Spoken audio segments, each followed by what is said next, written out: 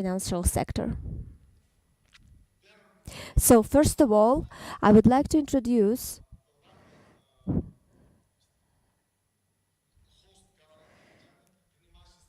this is host and Alisher Melsovich Turayev. He is Deputy Minister, Minister of Agriculture of the Republic of Uzbekistan. He is a scientist. He is professor of Vienna University, the doctor of biological science. Next speaker, and this is a big honor for us, Mr. Kaspars Gerards, Ministry of Agriculture of Latvia, PhD. As well as we have representatives of international organization, Mr. Nabila Ganji, Deputy Regional Representative for Europe and Central Asia, Food and Agriculture Organization of the UN.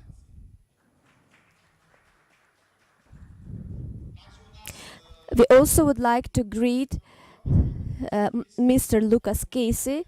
He is Manager of Manufacturing, Agribusiness and Services, MCT Corporation, IFC. The next guest is Dan Patterson. He is representative of private sector. He is an investor and chief executive officer, American Uzbekistan company Silverleaf. And also, last but not least, Mr. Nurullah. He is lead for agribusiness investments in Central and West Asia region, Asian Development Bank.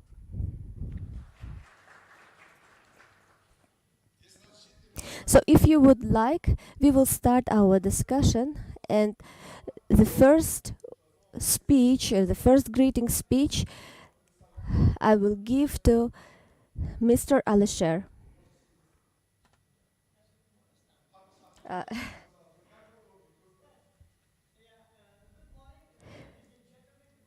Доброе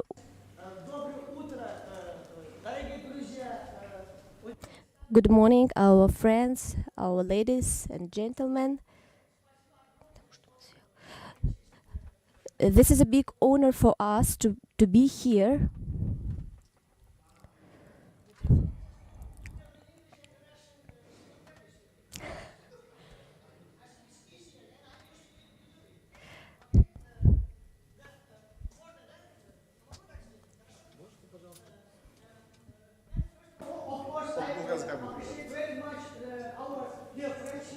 Participants of our meeting.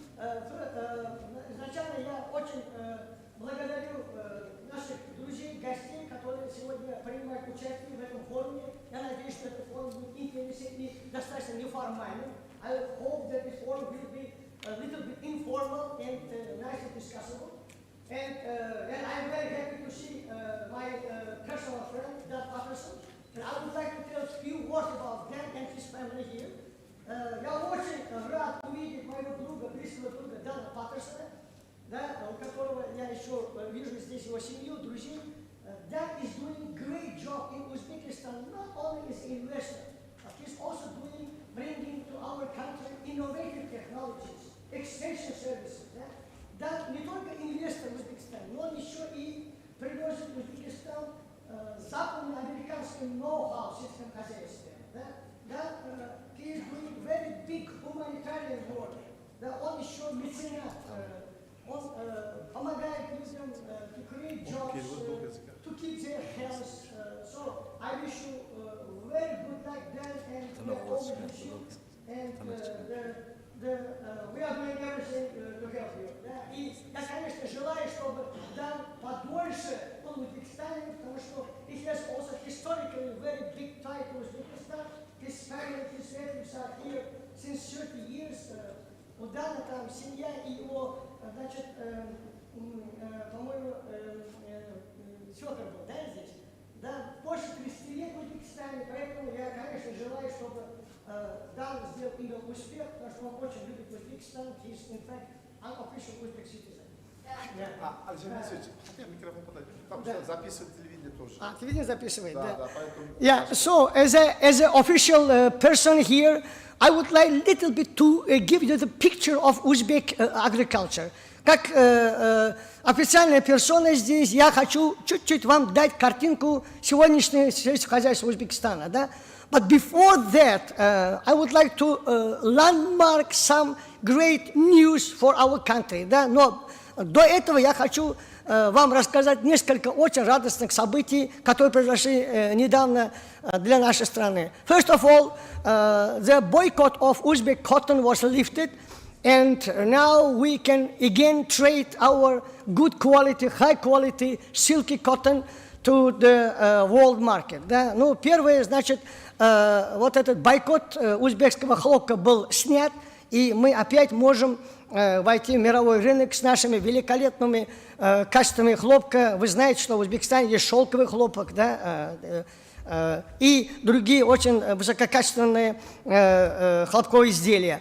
And second, Uzbekistan is a young country. You know that we have lots of young people, and we care about our women in families. Да? Вторая проблема, это не проблема, это наш успех. Узбекистан – это молодая страна. У нас очень большой процент молодежи и женщин в семьях.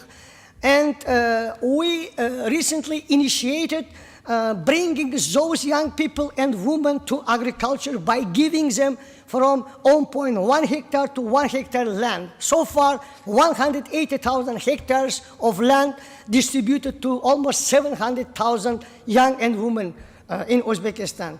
Для того, чтобы занять вот эту молодежь и женщин в семьях, у нас с инициативы нашего уважаемого президента был инициирован проект раздачи земель от 10 соток до 1 гектара молодежи и женщинам. И до сегодняшнего дня 175 тысяч гектаров земли распределено по 700 тысяч молодежи и женщинам. The aim is to create jobs and to make people busy and to decrease the level of poor families. Да? Главная задача страны – это чтобы у нас в республике не было бедных людей. And another issue is very important. We could manage digitalization of our agriculture. So today we try to so-called electronically organize almost all activities in agriculture.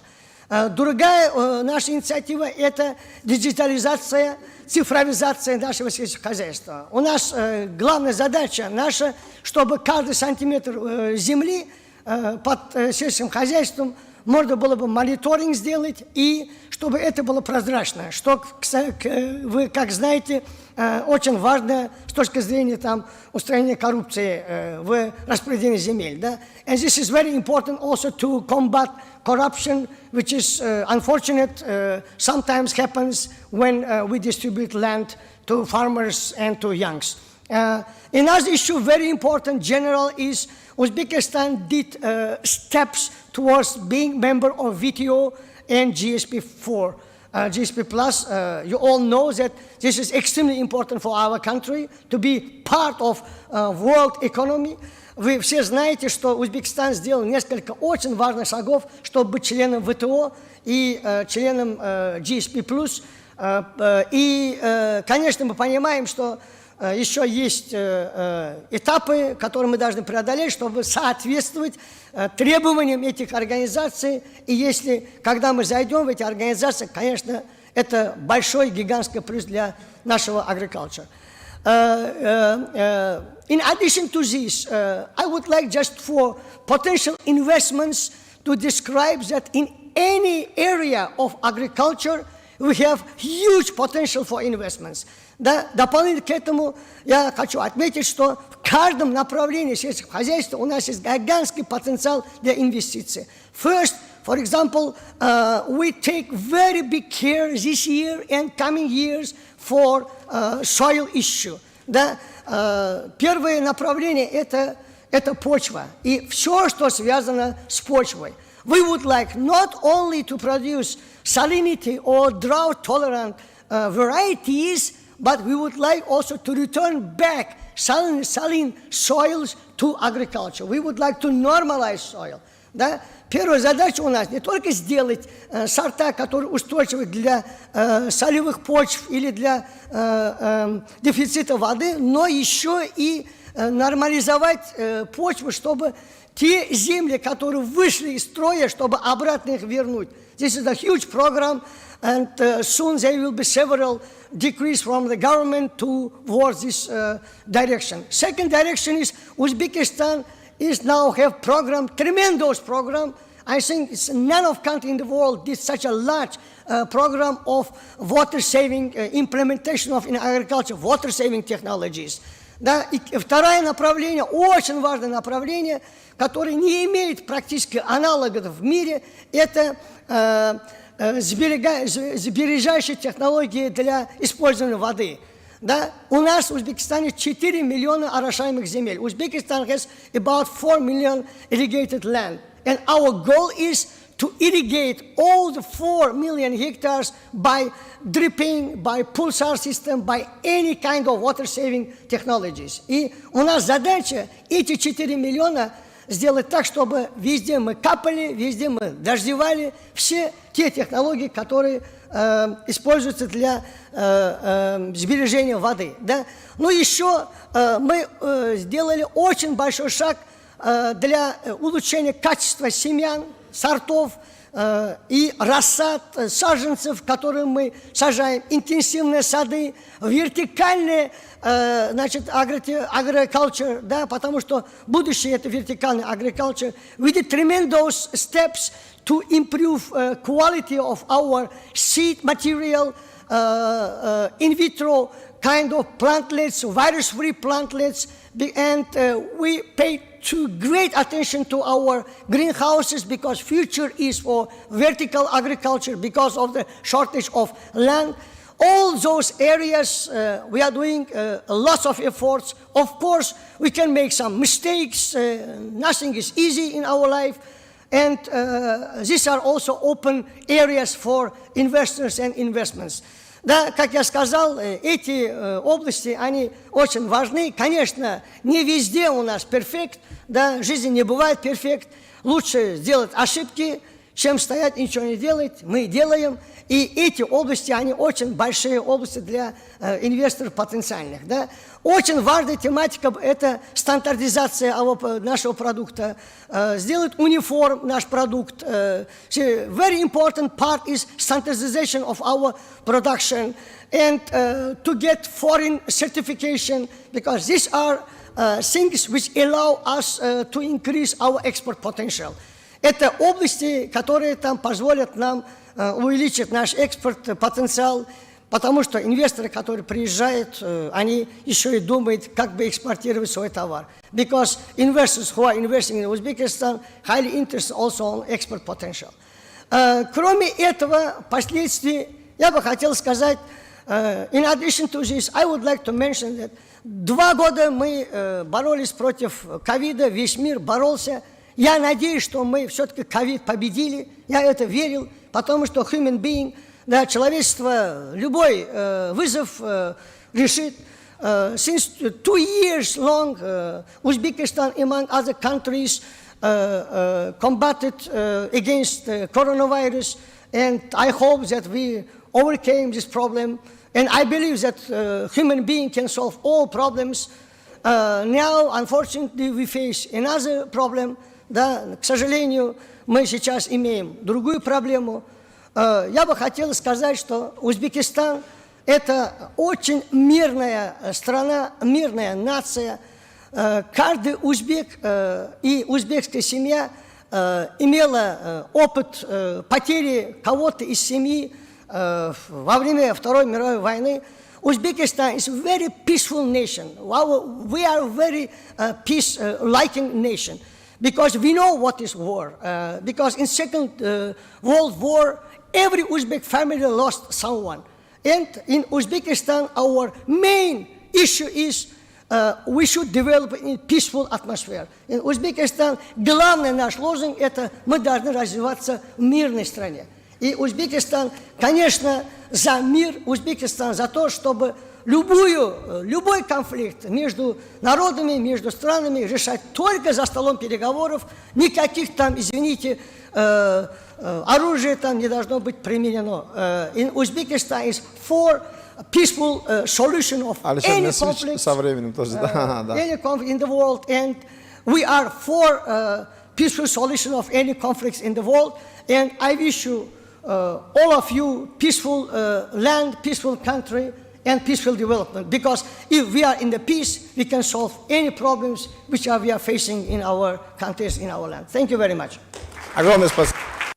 Thank you so much, Mr. Adisher. We are very grateful to listen to your speech about the development of the agricultural sphere in Uzbekistan. And I have a question regarding the implementation in Uzbekistan, the know-how, how we are implementing the knowledges into the human capital, into the agriculture sector. Just can you explain us in a short way how it's developing there? And then we give the word to the next speaker. Existing problem between science, education, and practice. Scientists are sitting in the lab, and farmers are, not getting the reach to the knowledge and innovation. Да, все мы знаем, что весь мир имеет. Прямо на английском, да. Yeah, and recently, exactly almost 1 year ago, we created the unique system, which is unique for Uzbekistan and neighbor countries, but not unique for developed countries. It is called AKIS, which is Agriculture Knowledge and Innovation Systems. And this AKIS system is devoted to bring knowledge, research, scientists to farmers. All what scientists are accumulating, education is accumulating, will be made available to farmers. And this system is now working perfectly in Tashkent region. In the future, the system will be in all 12 regions servicing our farmers. Thank you so much, because this system, it gives the knowledge to our farmers. And we also want to say thank you, and we want to give the word to our guests. And we know there is the relationship between Latvia and Uzbekistan for about 30 years. And during this period, Uzbekistan is one of the partners in Central Asia, and Latvia is considered to be the hub, and we have the good relationship between Latvia agricultural sphere and Uzbekistan agricultural sphere. And now I would give the word to Mr. Kaspars Gehards. He is a Minister of Agriculture of Latvia.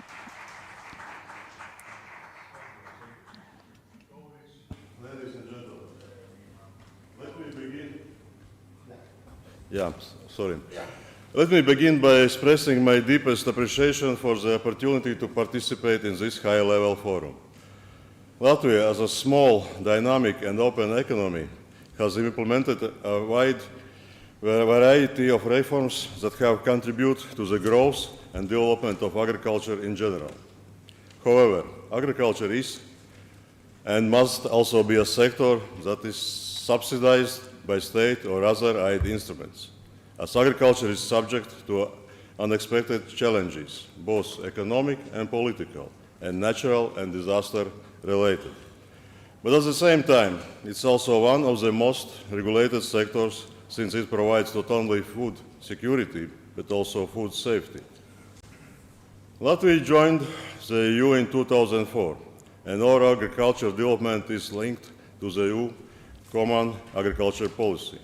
It is a main strategic document, and at the same time, the system of support for the development of agriculture and the rural environment. This policy is partnership between the country's population, farmers, foresters, food producers, policy makers, and scientists. And also, it is a pathway how to align food production with the environmental needs and animal welfare requirements, and how to ensure the rural resilience What are the goals that we have set for modernization of Latvian agriculture? Firstly, to increase added value by cooperating and producing a competitive product for domestic and export markets. Latvian agriculture is an important economic engine, and the focus on exports and support for improving exports is considered to be the best growth strategy. Since 2004, the export value of agricultural products has increased 11 times. Added value has increased by 138%. Agri-food exports, together with forestry, represent around 40% of total export value. Our products are currently sold to all EU member states and over 100 third countries. However, in view of the growing shortages of raw materials in the world, we are changing the export structure and transitioning from the export of raw materials to the export of processed products, emphasizing the importance of innovation. We see the development of the bioeconomy as one of the directions. It includes both primary production and processing of bioresources in the production of food, feed, energy, other goods and services based on bioresources. As another strategic goal, I would like to highlight targeted support for small, medium-sized farms and young farmers, providing investment support for the purchase of production facilities as well as support for cooperation. The development of modern farming ultimately rests on young type farmers who are educated, have access to smart technologies, and who manage entrepreneurship well. Therefore, farmers in Latvia, together with the Farm Advisory Center and policymakers, develop those training and education needs. And indeed, the productivity of the sector goes hand in hand with technological development, accessibility, and the opportunity to improve knowledge and skills.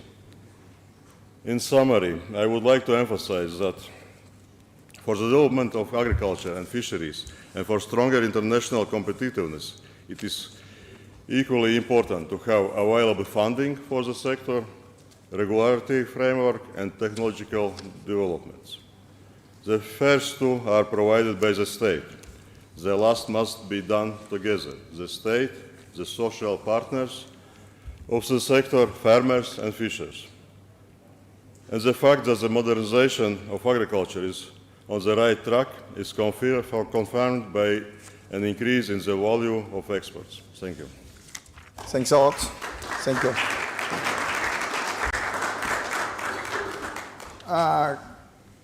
Mr. Gerhards, I had one question.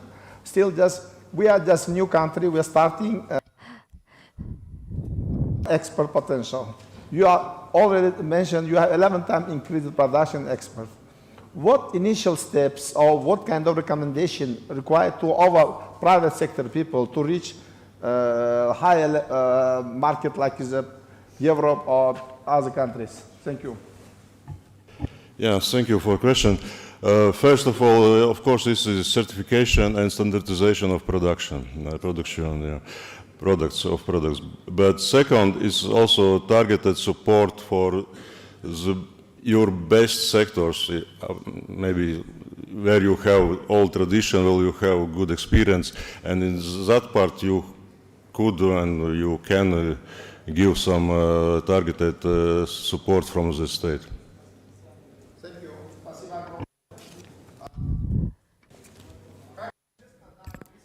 Thank you. Regarding the 32nd ethanol conference, Uzbekistan was chosen as the representative in that conference. And not Uzbekistan is working in close to 20 projects, and And Mr. Gerhard said already about the certification, and in order to make a proper development of the agricultural sector, we should have to have the knowledge from different projects which is represented by FAO in our country. So I would give the word to Mr. Nabila Gandhi. He is he is the representative of UN. Thank you very much. Good morning, ladies and gentlemen. I think I have to start with expressing my appreciation and gratitude to the government of Uzbekistan and its visionary president for the words that he has given yesterday and for not giving agriculture a miss in such an important forum. I would like also to thank His Excellency the Deputy Minister of reminding us of the wise saying that without peace, all other dreams vanish. And indeed, in such a peaceful country, we should really be dreaming, and not only dreaming, but really achieving our dreams. It gives me great pleasure to note the growing dynamics and consistent development of relations between the Food and Agriculture Organization of the United Nations and Uzbekistan. This collaboration did not start yesterday, but rather it started since 2001, with great attention to formulating a sustainable agriculture and economic reform within the agriculture sector that would ensure jobs, that would ensure sustainable and resilient food security for the population of Uzbekistan. The agriculture sector occupies approximately a quarter of the GDP of Uzbekistan and slightly higher than 25% of its labor force, which shows that there is a great potential for this sector to become a key to the development of Uzbekistan, not only because of the economic contribution, but actually as it lies as an ability to function as a buffer to support Uzbekistan society in times of economic and social crisis. And there is no better time than today to see how food security and food supply around the world is really compromising the entire security of the world and the economic development of several countries. So our work with Uzbekistan is to look at how to increase income earning opportunities for farmers, especially smallholders and women, through diversification of the crops and agriculture products, and looking at increasing, for instance, the fruits and vegetables and other food elements in the agriculture and their contribution to the economy of Uzbekistan. As you know, there has been major changes in the structure of agriculture exports. Until 2017, cotton fiber accounted for the majority of agriculture export earnings. But by 2021, this figure has decreased, with the share of fruit and vegetable exports increasing dramatically. And obviously, this is not in absence of innovation, digitalization, and everything that has been mentioned earlier by our honorable host, because without this, they will not be able to benefit and expand our agriculture and our productivity. The continued transformation of agriculture in these directions will require public and private investments.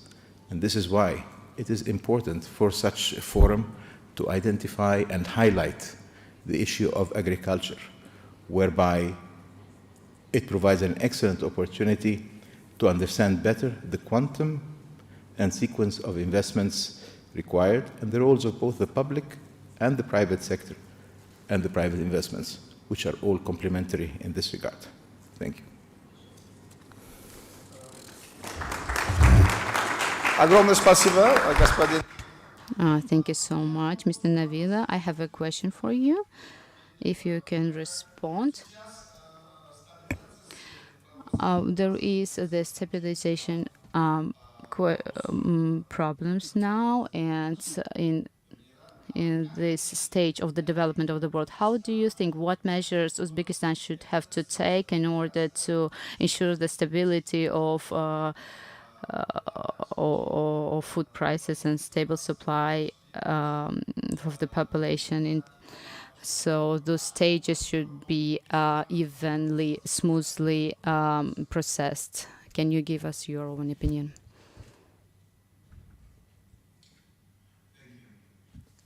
I guess over the past 3 years, our whole world has gotten used to issues pertaining to obstacles to economic development, and COVID to stay in particular.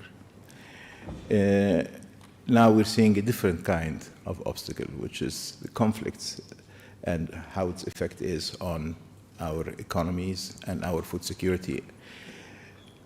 What FAO basically would provide as guidance to Uzbekistan and to all other countries are fourfold. The first is to keep global food and fertilizer trade open. Yesterday, we've heard the chairman of the Red Cross during his visit to Moscow, and he has been calling upon the conflicting parties to have safe routes for the population and safe routes for the standing crops, because crops and food commodities mean life, and they are as important as every other element of life. The second thing is to find new and diverse food suppliers.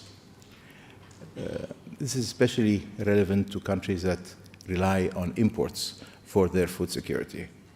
Our friends in the Gulf area, their food security strategy, which I have helped actually in formulating with them, relies on food diversification and looking at the different areas in the event of shocks or conflicts in particular areas to mitigate those shocks by having a diversified source. The third one, and for me it's actually the most important, is support the vulnerable groups. As we have seen already, rural areas, the poor are the ones who are most vulnerable to the shocks, and they're the ones who are being pushed to poverty and hunger. So governments have to have safety nets, social safety nets, to ensure that this doesn't happen at times of conflict. Policy reactions. We see several countries during the time of conflict, they impose import tariffs, export tariffs, restrictions, and so forth. And they believe that this would address the issues. They might address some issues in the very short term, but they cause difficulty and problems after that. And we call upon countries not to impose such restrictions relating to import and export when affected by or viewing conflicts of that nature. Finally, strengthening the market transparency and dialogue. We've seen over the past couple of days how transparent the government of Uzbekistan has been in allowing foreign investors to understand more the opportunities that are there.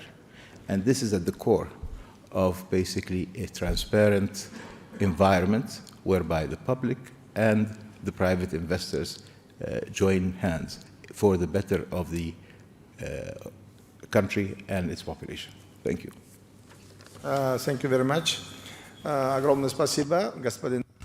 Thank you very much. You are right regarding the food security, and it's very important nowadays, and that's why we are working on it in order to secure it in the country, and that's why we are also need to have a proper investment for it. And I thank you very much. And now I would give the word to Lucas Casey. He's the manager of manufacturing, agribusiness, and services in the regions of Middle East, Central Asia, and Turkey. From the IFC.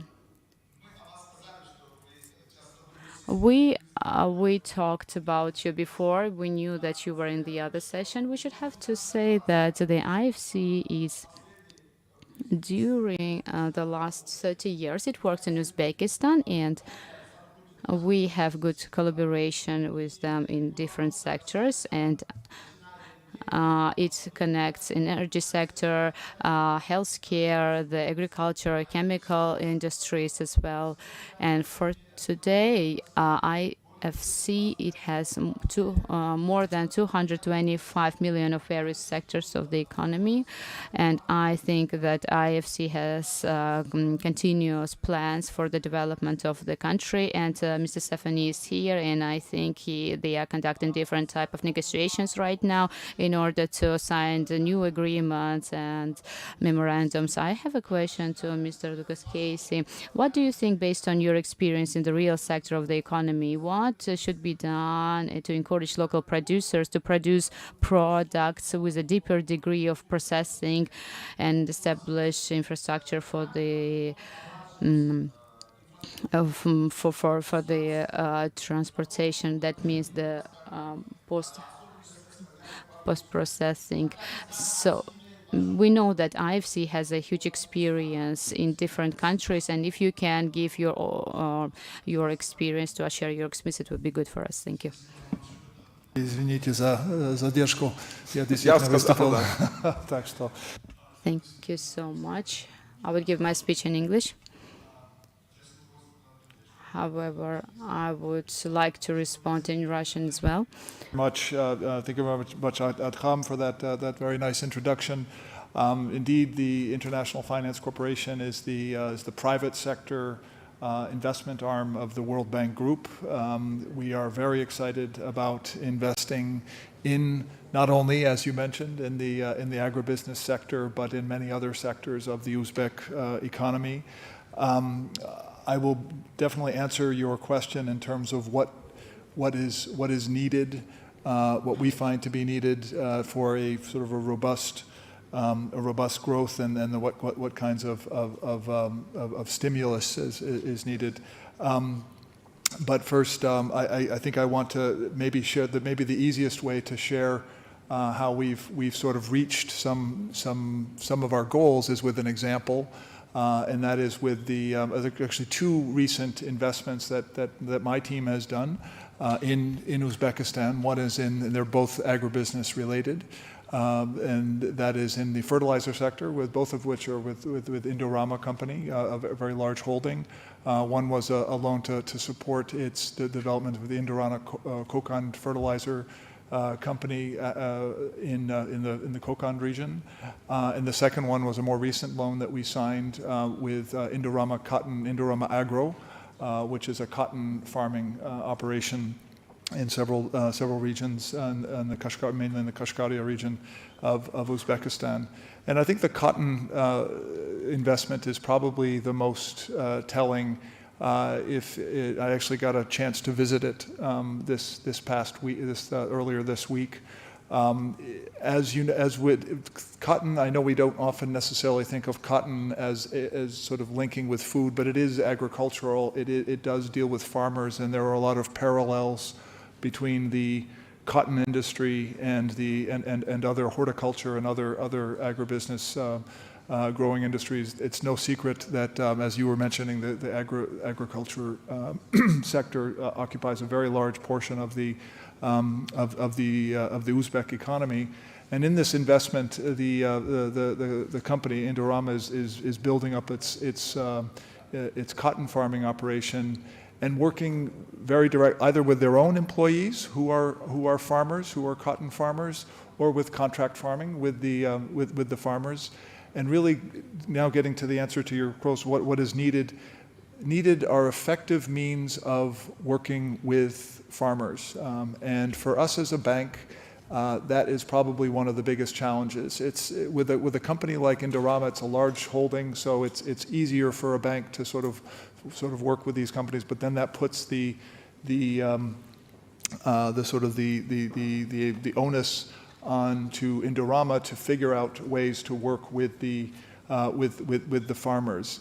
In other cases, we don't have those types of instruments. So I think sort of a more direct answer to your question, effective means of financing farmers, I think, is a way of working with this. And there are many different types of examples, one of which is the one we have, which is a large holding, where they're able to contract out with farmers. But there are other mechanisms which need to be used. I can't emphasize enough the need for good infrastructure, because at the end of the day, when we're looking at financing agribusiness, it boils down to cost of production and sales price and the market that can buy whatever that product is, be it in the local market or for export. So making sure you have a good infrastructure to manage those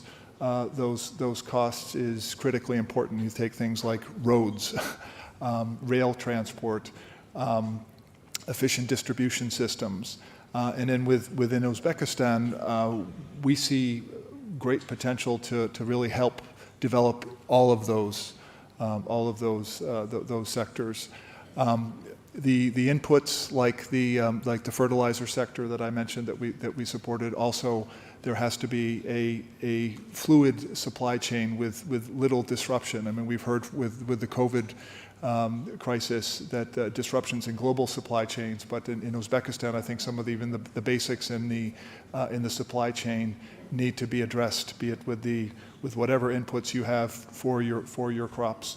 The farmers, as I mentioned, need creative financing opportunities, either from the main producers, as in the case of Indorama, or through maybe the banking system. That's another way that IFC reaches farmers, is with loans to banks, who then work with the smaller farmers. But really, you need to put all your minds together. There are many ways to address these issues. There's phenomenal potential in Uzbekistan. We're delighted to have. You mentioned the size of our portfolio. I think is something like 200 million. That's right. We want to really grow it. We need to think of ways to do that, because there aren't that many large industries, particularly in the agribusiness sector, that we can support with large financing. So we have to find creative ways, such as working with banks. And then one last thing I wanted to mention was digitalization. So one great thing about the advent of technology is that farmers with a cell phone, with a simple iPhone, are better equipped than farmers 20 years ago that had a computer and an internet connection to have communication with their suppliers. It almost eliminates the need for banks. If they between their suppliers and their customers can function, and then we as a finance institution need to find ways to reach those farmers through the digital platforms. I don't say I have the answer to this right now, because I think this is a big question, but I think it is an exciting sort of development in technologies, because there is also only so much banks can do. There's even less, I would say, that a big international bank like IFC can do, because of our distance. I don't get to work directly day to day with the farmers, so finding ways to reach them is very important. And then we as IFC, of course, provide not only financing, but we try to supplement that with technical assistance and with advisory and that sort of thing. I think I'll stop there. Just wanted to give you a flavor. Thank you very much, because you're touching the very interesting points. Of course, this agriculture is the cost of fertilizer on the cost of production is a big portion, and plus fuel. Yes. But if your investment on the agricultural sector, specifically on production of the fertilizer, increasing of the price of it within the country, and also because transportation of the fertilizer, you need more fuel. But the fuel is cost unstable. That's why the fertilizer is most important. It's a great investment. And I would like to ask about some consulting services, advisory services, which is also very well working in the country. Recently, one of your projects had a deal with a new cotton project, and because of the support of this project, we was able to avoid, we will cancel this boycott, which is Mr. Alisher Mesvich. It's also the real support I saw.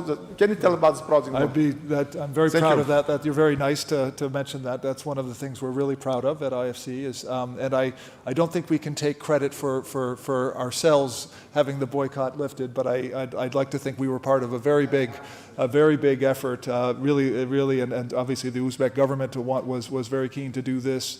We were certainly concerned for the Uzbekistan cotton and textile sectors, and for people who aren't aware, I mean, it was all really based about concern about forced labor in the supply chain in Uzbekistan's cotton supply chain, and the boycott, which began I think in 2013, if I'm not mistaken, and it was just lifted on the 10th of March, which included 300 brands who refused to buy Uzbek cotton or brands or textile or finished goods with Uzbek cotton because of the trace of forced labor in the supply chain, and indeed the IFC program that we had, which is an illustration of the types of things we can do with other clients, was recognized. We did an investment in 2015 into a yarn producer, also owned by Indorama, where they were just sourcing their cotton from gins in the country, and they realized that it was very difficult to trace this. They had a rudimentary system to do this, but it wasn't. It was difficult, so they decided to backward integrate. And the IFC advisory project was really there to help sort of identify a means, not only for Indorama, but for the country, of sustainable cotton farming. And that was indeed, we provided financing at the end, or we've signed a loan agreement at the end, but for the last 3 years, we've had an advisory team working with Indorama, working with the authorities. And what we're seeing now, some of the crowning achievements include what we're hoping is going to be the announcement of Better Cotton Initiative to formally enter Uzbekistan to certify cotton made in or cotton and goods made with cotton, Uzbek cotton, as sustainable and free of forced labor among other things. So yes, we're very proud of that, and that's the type of thing where you sort of see that just doing the financing alone with a client who wants to do the right thing is sometimes not enough. So you need to supplement that with advisory. And I think there are many other types of things we can think of, other examples, and we hope to do in Uzbekistan moving forward. Thanks a lot, Mr. Lucas. Exactly, just you mentioning about investment in the agricultural sector in your speech. Now I want to just, as a result of this, your work, and also a result of our reform, which is doing the agricultural sector, we introduced a cluster system to Uzbekistan. Plus now with cluster system, interesting not only for the Uzbek investor, also foreign investor also starting investing to Uzbekistan. That's why I would like to give a speech floor to Mr. Dan Patterson, because he is an investor. He's a general director of Uzbek-American joint venture. They are really investing money, and they are working on the agricultural area, producing cotton as agricultural product. So, Mr. Patterson, I would like to give you floor, but only before that I had 3 questions. One, first of all, you had 4 years experience in Uzbekistan. What kind of changes you faced, and what is the good things you can give advice for your colleagues, future colleagues who want to invest in the agricultural sector?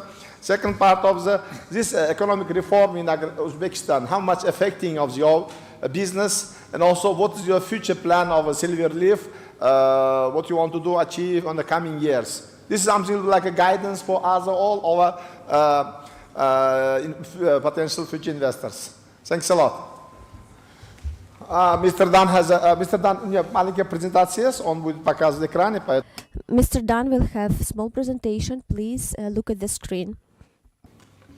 Dr. Turayev, thank you very much for your comments. Distinguished panelists, guests, thank you very much for attending today. I would like to share with you a little bit about my experience in this country, not only as an investor, but as an operator in the agricultural sector. So I've created a chart that I think might help us walk through this because I believe there are a few different perspectives for us to share. Some of the questions that Mr. Ergash gave us just a moment ago about highlighting a few of our experiences over the last 4 years. I kind of break this into 3 distinct areas. The agricultural landscape. The question I get all of the time is, what was my relationship and experience with government? And lastly, what systematic obstacles did we face in our efforts to work? And so what I want to spend a little time just trying to paint this picture to give you a little perspective of what we have accomplished. So looking at our farm, we have a 49-year lease on our direct farming operations, and we have a relationship with contract farmers, much like our colleagues at Indorama that were just mentioned. And so we're working together on our own production as well as working with the contract farmers on their production, our standards, and integrating cotton standards for the global textile markets. What we saw when we came here, there were many deficiencies both in soil health and plant health. We've spent a tremendous amount of time beginning to restore the health of this land because for decades much has been taken from the land and nothing has been given in return. So there are many dynamics that we're facing on a day-to-day and a season-to-season operational basis on cotton as well as wheat and other rotational crops. There were many problems with irrigation. The irrigation system, the concrete flume system for delivery to the fields was in disrepair for most of our farm. So we spent a lot of time thinking about how can we modern farm with the current existing infrastructure. It was not really possible for us to use the techniques that we use in the United States here in the district that we were farming in. And then there was somewhat of a lack of modernization for equipment and processes in engagement with the local farmers. So we had a challenge in front of us in trying to overcome these particular initial observations. When we talk about our relationship with government, there's 3 distinct levels of government that we operate with: the republic government, the regional government, and the local government. And I would say that you heard very clear vision and commitment from the republic government through President Mirziyoyev yesterday on his vision and his ambitions, not only with what he has seen and is projecting for the future, but there are many things that have been accomplished since he has taken his first term of office. As an American, we were not very used to having government involved in our day-to-day business. And when I say that, government on the regional and local level came by to check on us, to help us, to make sure that we were doing what we needed to do. And so that was an obstacle for me because that's not how we operate. Having government integrated into every aspect of our day-to-day operations and giving us coaching on what we're doing wrong, maybe some things that we need to change and think about, it was helpful, but it was also harmful. And that was the experience in the very beginning. We had a pressure to perform every day. And in performing every day, that means making sure that we're on time and that we have the necessary resources, and that we were doing the things that the existing format and the existing practices were expected to produce. And so that left us very little time to do research and development, to really look at what we needed to change in soil health and plant health. And so we were trying to serve both of those masters. Basically, there was a difference in the short-term and intermediate-term objectives. They were focused a lot of times on statistics. As an investor and as an operator, I was focused on economics. That was most important to me and to my family. We're not a large corporation. We're not a large corporation. We're a family business. My wife is here, my nephew's here, my children have been here, my colleagues for 30 years have been here. We have a long relationship with this country, as Dr. Turayev mentioned, back 3 decades. And so our compassion for this country, the understanding of the culture, and the ability for us to have the experience in agriculture going back to the early 90s gave us the perspective and the ability to be here and weather many of these things that we have experienced, where I think many investors or operators in the beginning stages would have left. So in some of the systematic obstacles that we've seen and experienced, the banking laws, access to capital, logistics, the cotton campaign, just to name a few, and let me elaborate on a few of these. Banking laws where we needed to purchase equipment, and we couldn't get it arranged through the bank within a reasonable amount of time. But as you know, in agriculture, agriculture doesn't wait. So we used our cash capital to do that. And in the United States and probably other countries, you can go back and refinance that debt, pull part of your equity back out, and then parlay it into another piece of equipment or whatever you may need, so that you have a greater liquidity and the velocity of your capital. Well, in Uzbekistan, we were unable to refinance. Once you purchased it, you can't go back and put debt on it. So there were some things in the banking laws that made it inefficient for us in our own deployment of capital as we looked at the country and how we were going to approach agriculture. Logistics were a challenge, of course, with customs and customs regimes and transportation. If something broke, because many of the things that we imported to modernize our agricultural fleet were not available. If we had a part that was damaged or a part that broke, it was very difficult for us to get timely response for that to be shipped here, or it was extremely expensive. So just those are some of the systemic obstacles that we were facing. And of course, everyone knows about the cotton campaign, and on March the 10th of this year, they lifted their ban, which, you know, we had a product, cotton, that had a stain on it from a global perspective. So those are things that when you begin to look at this list, most investors would say, okay, when you fix all of this, then we'll come and join you. But we wanted to be part of that process. We wanted to embrace and be a pioneer with other companies and other people in the government to help eradicate that forced and child labor from the cotton harvest. That's how we actually began our relationship here when President Mirziyoyev asked us to come and help modernize agriculture. So when we turn and look and say, how did some of the reforms impact our company of Silverleaf, I want to share a little parallel. So when I want to talk about agricultural landscape, I want to share some of the reforms there. Dr. Turayev talked about ACUS, which is essentially the research extension service. It's a complement between scientists, government, so scientists at educational institutions, government and ministry and funding, and private sector. And that's where things can happen, where these reforms really impact the agricultural sector for our own benefit. Because many times you have scientists that think of a good idea, and you may have government funding who is not funding out of their own pocket, it's out of someone else's pocket. And then when you begin to tell the private sector, this is what we want you to do, we may look at it and say, I can't do that. It doesn't make any economic sense.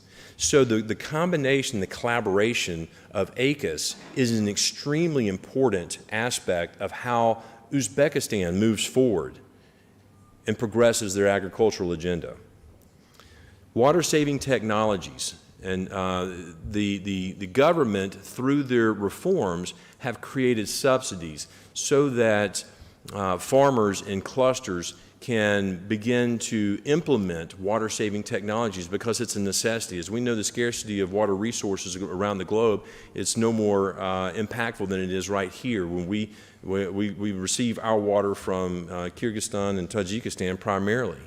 So being able to have water-saving technologies implemented inside of your agricultural implementation is essential if we're going to continue to farm here and have agriculture in 20 years. So these subsidies were critical in being able to make it affordable and giving farmers and clusters the ability to step out on the modern technology curve and bring those types of technologies to their own farm for implementation. Creating an environment that supports modernization has been probably the most essential aspect of the reforms. There are a lot of people that I've listened to throughout the conference yesterday and today that talk about the reforms, but what are they? Are they tangible? Are they something that really is impactful, or are they just rhetoric? Are they talk and propaganda? And I'm here to tell you that they are impactful, they're real, and they are very targeted. It doesn't mean that they come swiftly. It doesn't mean that they are perfect. But it does mean that this government gets what we need in agriculture to improve the land, the soil, the water, the environment that we are operating in. Let's talk about another sensitive topic. What has been done reform-wise to address the issues that I mentioned in our relationships with government? There's a decree. So I'll put these on here as a number because they're specific. They have very specific language and very specific directions. There's decree number 6243, which is about land allocation and reallocation.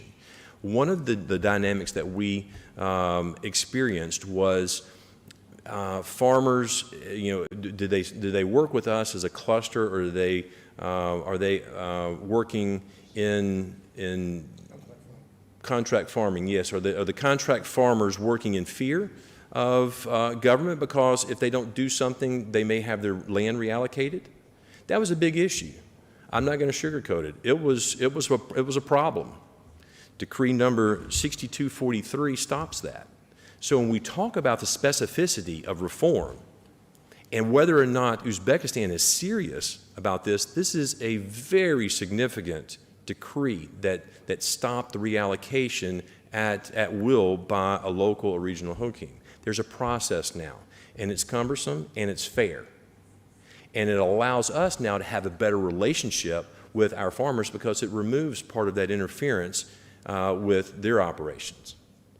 There's this next decree number 14, the prevention of state interference. We had government would come by and help us, and sometimes we didn't need the help or necessarily want the help. So decree number 14 allows us to be able to, if we're receiving too much help interfering with private business, we can appeal to the Republic government, General Prosecutor's Office. And these are things that did not exist when I arrived. These are two decrees that have happened within the last 12 months. So these are significant indicators, and I could go through many, many more, but I wanted to highlight a couple of these because when people talk about reform, we really want to know from a practitioner perspective, is it real? And I must tell you from my own experience that it is. Lastly here,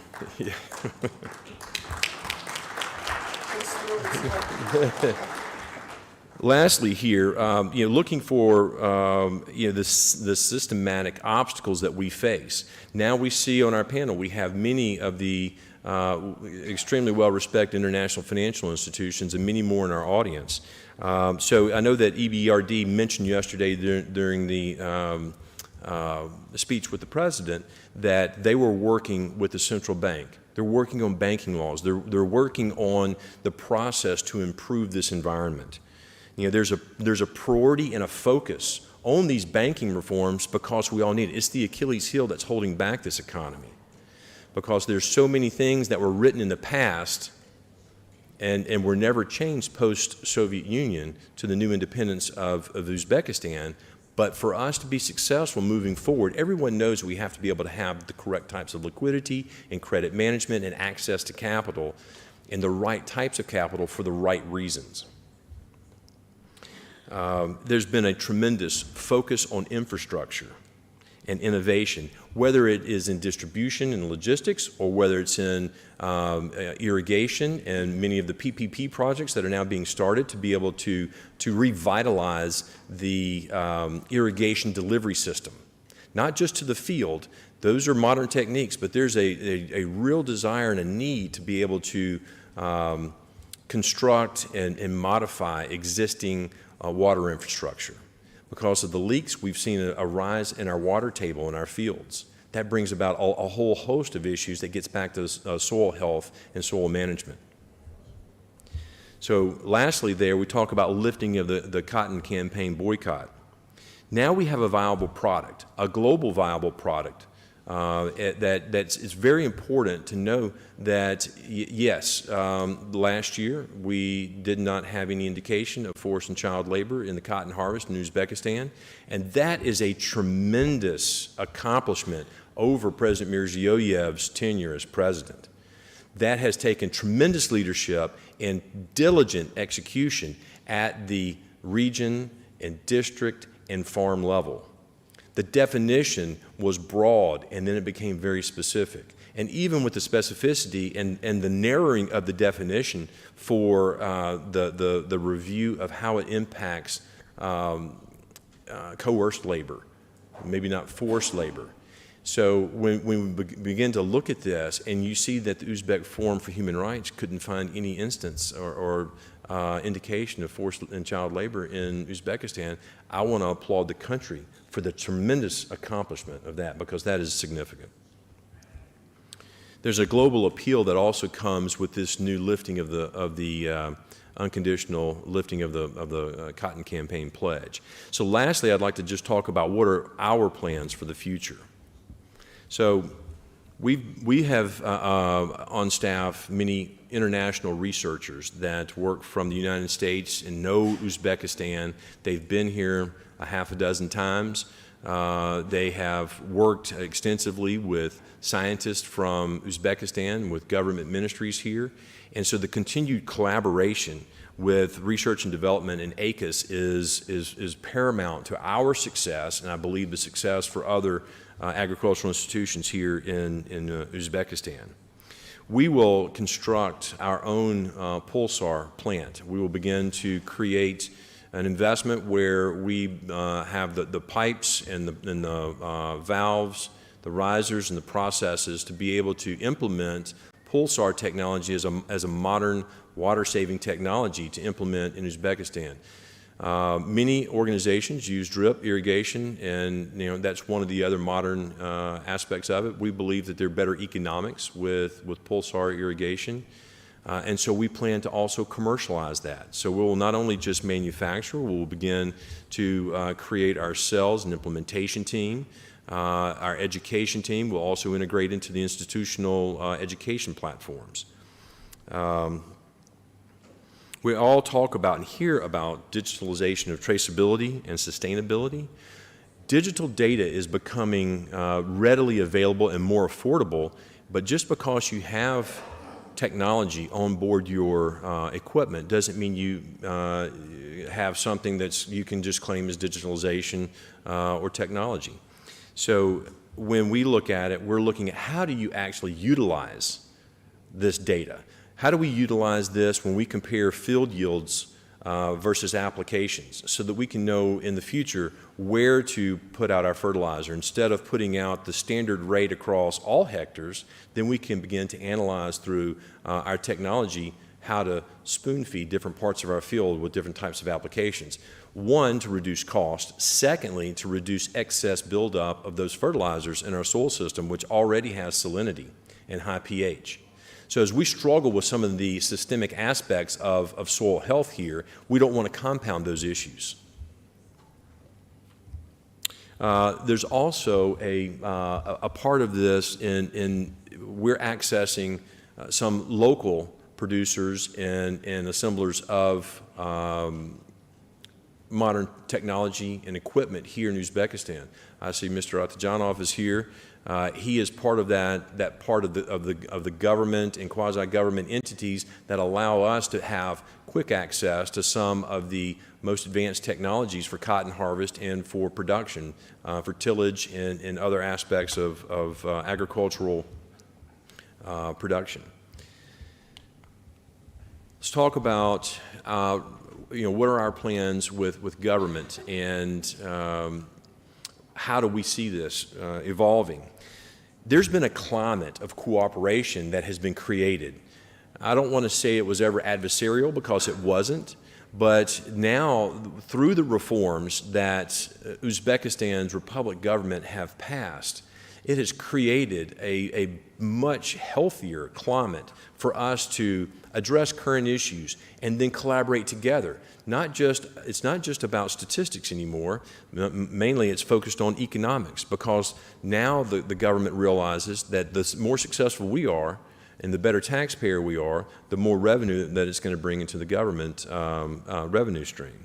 So it's an alignment of our goals and objectives, not just now, but in the future. And lastly, we have plans of our own to overcome some of the systemic obstacles. We're going to begin constructing our own textile mills. We'll be constructing our own oil and flour mills. And we'll announce the establishment of Silverleaf Logistics. Silverleaf Logistics is a digital logistics company that's focused on supply chain management and optimization. In doing that, we will focus on other foreign direct investment companies that are looking for a Western approach to supply chain visibility and clarity through a control tower application. So we are being proactive in looking at the double landlocked aspects of one of two countries in the world, Uzbekistan and Liechtenstein. Liechtenstein double landlocked inside of Europe, which is not too bad of a place to be. Uzbekistan double landlocked inside of Central Asia creates a myriad of logistics challenges. So we're focused on looking at a lot of the brick and mortar and tangible assets of logistics that are being built by the government and by individual companies, private companies in Uzbekistan. So we're very excited about that. Also, and lastly, even though we will build our own textile facilities that will have our own production and product, we're also going to build a bridge for other textiles with other companies to the United States and to the EU using all of our relationships. And we're excited about being a part of that, because we realize the demand for Uzbek product is going to be much larger than anything that we can do as an individual company in production. So I appreciate your time and I appreciate your attention, and thank you very much for coming to our presentation today.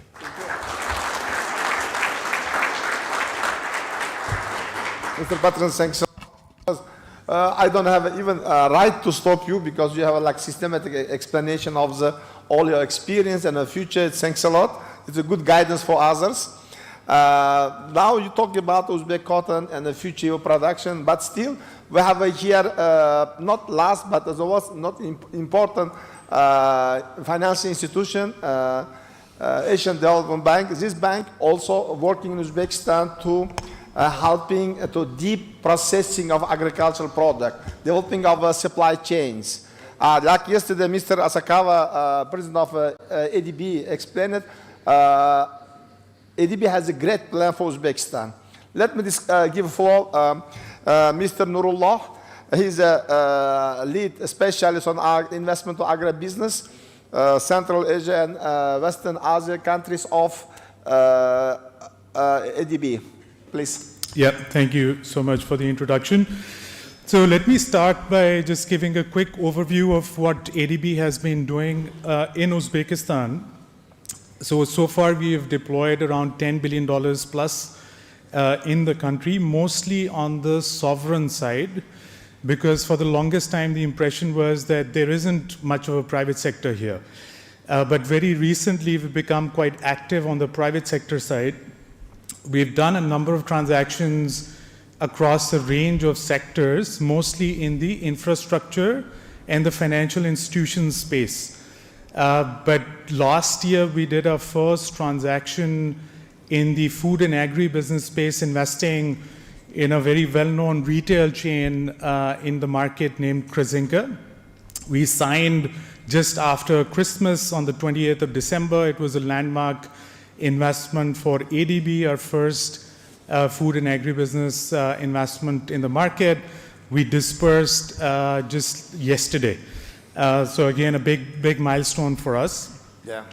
I think what we've seen is over the last couple of years, I think there have been a couple of challenges that has inhibited our exposure, especially in the food and agri business landscape. One is the subscale, the corporates have been, the scale has been too small for ADB to be able to invest. Our ticket size typically ranges from $10 to $50 million. We can do bigger ticket sizes.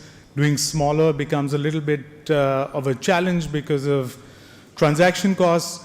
But given the evolution in the market, the reforms that are underway, we're now actively exploring opportunities in the food and agri-business sector. We're now able to reduce our ticket size to 3 to 5 million at the minimum scale. And the idea is to ride the journey with corporates and sectors that are growing. And I'd say I'm very heartened to, over the last 2 days that I've been at the conference, have had several meetings which show a lot of promise. There's a buzz in the air, there is excitement, there is expansion, you can feel it. The corporates are still small in numbers, but the ambitions are big, and the path seems to be accelerated with reforms that are underway. I think two important reforms that really struck me as reforms that would unlock a lot of value is, one, the land reforms that Dan also mentioned. I think that is foundational to growing the food and agri-business value chain. So that should unlock a lot of value and investment in primary agriculture, which then leads to value addition at a later stage. I think the other one, coming to the point of subscale corporate sector, is the reform in the tax code. So what we saw in early years, and still, you see a lot of friends and family and businesses that are very small. So same family would have small businesses, and there was a rationale to it because people wanted to operate below the radar. The tax code was not supportive of consolidation. I think what we're seeing now is, with the reform in the tax code, there is now an incentive to consolidate, which then creates appetite for taking more risk with a bigger balance sheet. It helps you attract more capital. So I think the ingredients are coming into play very nicely for capital to begin to flow in. So I'd say we're very excited about the market. Beyond investment, which we can do both in the form of debt and equity, we can also provide technical assistance grants to help support the back end, the upstream connection with the farmer, help build capacity and farmer linkages. We are also able to provide blended finance solutions in cases where pure commercial finance would not work. So we are able to, especially in the climate mitigation and the climate resilience space, and climate adaptation, I think, is a very important theme for the market, given the challenges around water scarcity and the need to put in place quality, resilient water infrastructure. So we are very excited and looking forward to doing more business in Uzbekistan.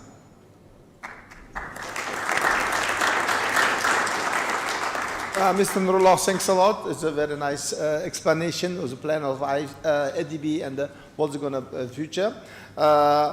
If you allowed me, just at the end of, I want to a little bit summarize of the overall speakers, which is the main takeaways from this meeting. From speech of Mr. Alisher Torayev, we understand Uzbekistan is ready for new challenges. Of course, they want to start new things, but with some mistakes, but without mistake, we cannot learn. And also he mentioned about ecosystem, which is also unique, which is in Uzbekistan. We are stepping in, and we have this ecosystem already has a small results or cooperation with the Dana presentations. He also mentioned about ecosystem. So actually, is in one way and one direction now working. With the presentation or speech of Mr. Gerhas, I understand there are great potential for Uzbekistan. As he mentioned, 11 times increasing of the export potential, like what the Latvia did. We have enough room to improve, and I hope our partners in Latvia will support us with transportation, because of we are double local land country. For us, difficult to reach different seaports. Recently, you know, we are starting of the importing of sugar from India through Pakistan, Afghanistan. So we are now opening another window to our market, our transportation starting this direction as well.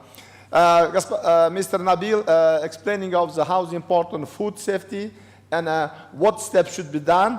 And here is the state participation of stabilization prices, or maybe just reserve all other items. FO will be support and will advise us to how to improve our food safety issues.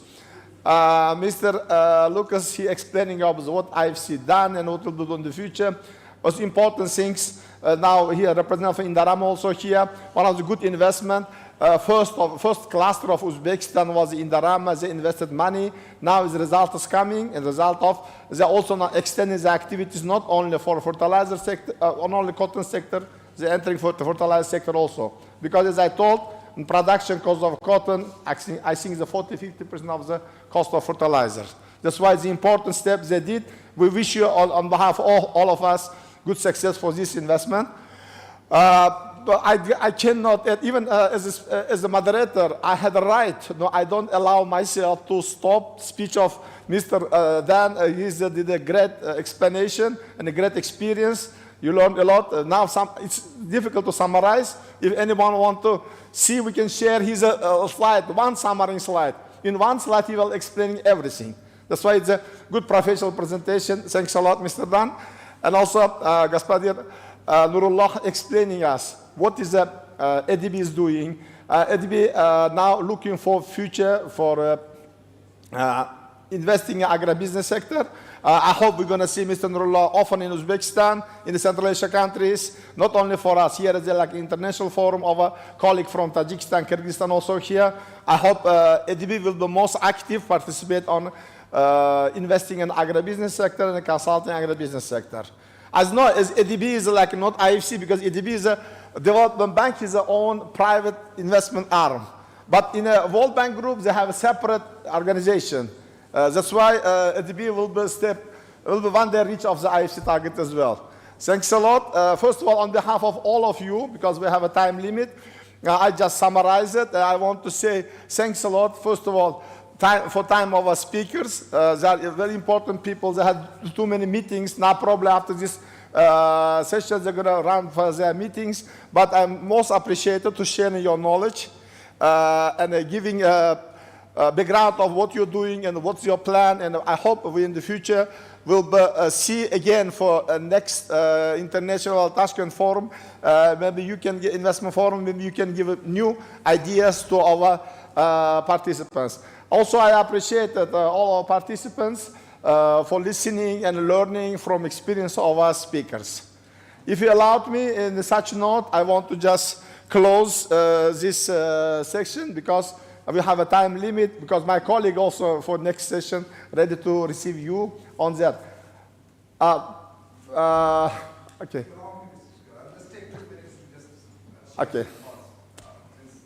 Okay, fine. Let's one year. We cannot do anything against the investor. You understand? Uzbekistan investor doors open. Please. I just want to share some reflections on what my colleague Dan presented very well in the matrix which he presented, and it is a reflection of what this situation is. And my only few thoughts is around, since Mr. Alisher is here, that we have to start thinking about improving soil health. Yes, how exactly. do we prevent soil degradation? How do we retain soil for next generation? And we have to start thinking on what we need to do and how government can support that. Whether it's an activity of there's a leveling, land leveling, which will not only improve the soil health but also enhance the water stewardship. How do we improve water efficiencies? Not just limited to drip irrigation or some other irrigation, but to think of various other irrigation technologies that will bring about improved water stewardship, and how the government support can be more transparent in that direction, so that not only one kind of irrigation installation gets government support, but it's a broad-based basket. So these are two issues which are very significant. And then one last one is that the consistency about things. I know we talk about modernization because the agricultural equipment landscape currently is very, very behind, and you need to bring a lot of modern equipment, implements, and all other things.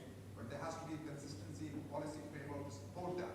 And we had our experience where we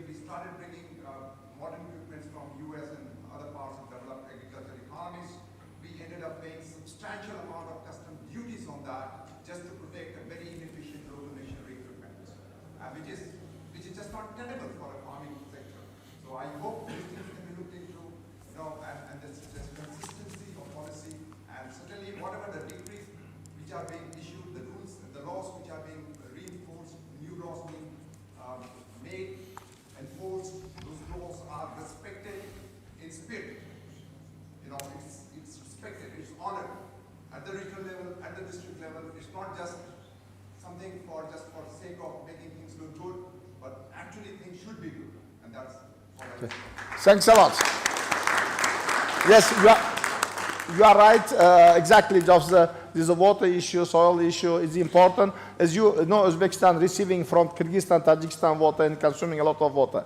That's why this water balance and properly using water, saving soil, it's important also, as Mr. Toraev explained it. So nice, thanks for nice remarks for the conclusion. We will definitely take your notes in our protocol of our minutes of our meetings. If you allow me now, I can finish, I can close our session. Если разрешите, я тогда на русском языке закрою. Всем I want to thank you all for coming here and thank you for listening to our speakers. I'm congratulating all the speakers because it was very active and people were all listening to you. It means that they were interested in your speech. Thank you so much. We should have to applaud you. Rahmat. Thanks a lot.